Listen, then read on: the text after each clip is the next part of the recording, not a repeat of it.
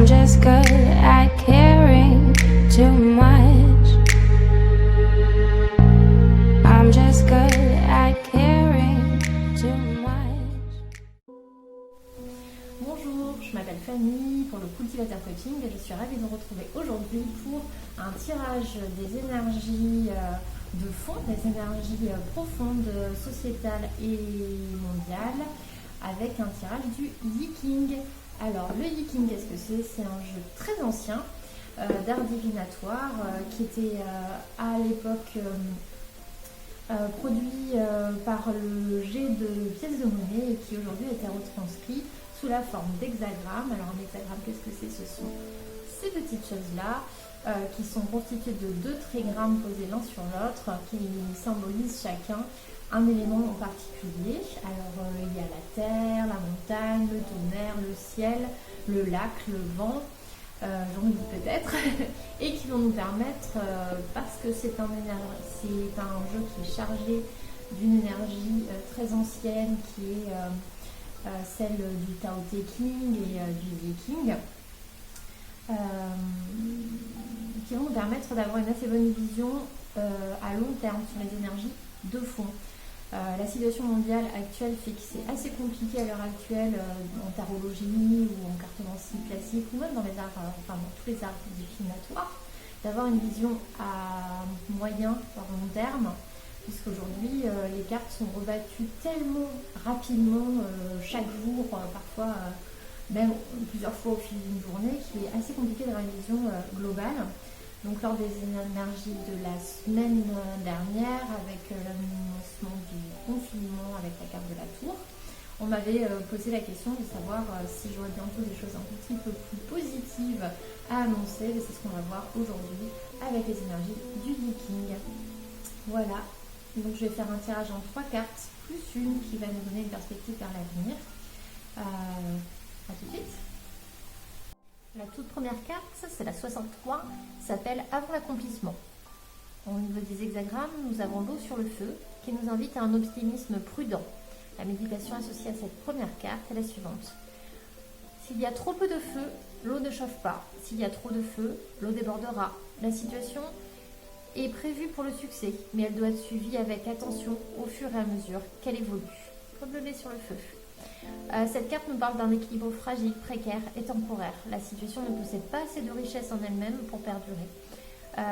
Une transition est alors inévitable. Sa première place dans le tirage nous invite à profiter d'une période de calme et de ce qu'elle a à offrir pour projeter un nouveau projet sans en attendre davantage. C'est un peu l'idée de faire la planche sur l'océan, mais ne pas se lancer pour une traversée à la nage. L'air, elle est tout petit pas. Qu'est-ce que vous pouvez modestement mettre en action dès aujourd'hui? Voilà la question qui vous est posée. Cette carte, on peut la résumer ainsi. Je maintiens l'équilibre atteint avec humilité en me préparant au renouveau inéluctable. Ça nous pose vraiment la situation à l'instant T. La deuxième carte, la 7, l'armée. C'est la terre sur l'eau, l'énergie attend d'être exploitée. La méditation liée à cette carte. Une armée n'est pas toujours active, elle entre en action en cas de besoin. Une juste cause poussera les personnes à s'unir et coopérer pour le bien de tous. Cette carte, elle nous dit qu'un conflit devient inévitable et l'hexagramme propose de l'assumer avec calme et courage, quelles que soient les pertes occasionnées. Il s'agit de la reconquête d'un territoire ou de son alignement intérieur. C'est une reconquête surtout de liberté. Elle nous dit que l'état d'urgence qui implique des mesures exceptionnelles va nous servir à développer notre discipline et notre stratégie. C'est une carte qui invite à défendre ses intérêts de territoire, sa liberté, en étant créatif et protecteur. C'est aussi une carte qui invite au calme et à la détermination dans l'attente de jours meilleurs. Voilà. Sa deuxième place nous dit qu'on doit se préparer à un déferlement d'hostilité et qu'on doit garder dans cette conjecture une attitude de calme, de fermeté, pour nous protéger et pour protéger notre âme du climat de violence. Comment on la protège? En étant créatif pour lui donner les moyens de s'exprimer et de garder en tête Et de bien garder en tête, hop, et de bien garder en tête que une crise, elle est toujours passagère. Voilà. Ce qu'on peut garder de cette carte, c'est je me tiens prêt pour un combat inévitable, je me défends avec calme et prudence. Et en troisième carte, le 48, le puits, qui était une carte dont j'étais sûre qu'elle apparaîtrait puisqu'elle était déjà apparue dans le tirage du confinement d'octobre. Et vous allez voir, c'est tout à fait logique qu'elle revienne encore. Alors, sur le niveau de l'hexagramme, on a l'eau sur le vent, qui est en fait le bois dans l'eau, qui symbolise la source de vie intarissable. La méditation associée à cette carte est la suivante. Le seau est descendu dans le puits et remonté une génération après l'autre. Il en est de même pour l'esprit de l'humanité qui puise encore et encore dans le puits de la sagesse divine.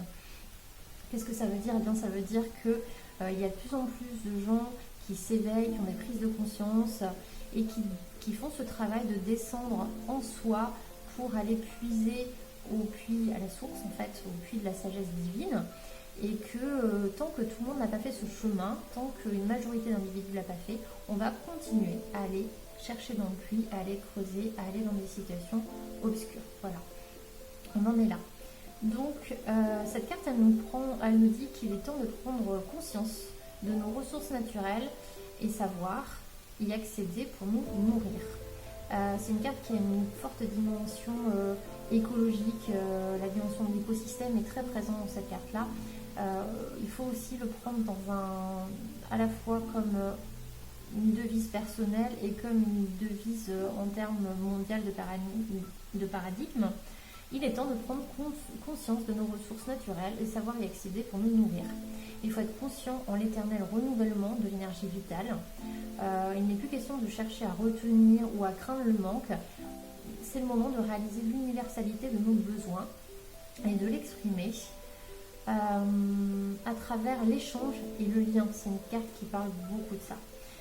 C'est une carte qui nous dit d'apprendre le respect de nous-mêmes et des autres pour ne pas tarir notre source de vie. C'est une carte qui invite à la célébration du collectif. Elle vise à encourager l'échange, les réseaux, la collaboration, les liens fructueux en fait. Il est vraiment question d'abondance dans le lien. De multiplier les synergies, de se rassembler autour d'un but, d'un élan commun, de faire équipe. Elle nous parle de pacifisme et de patience.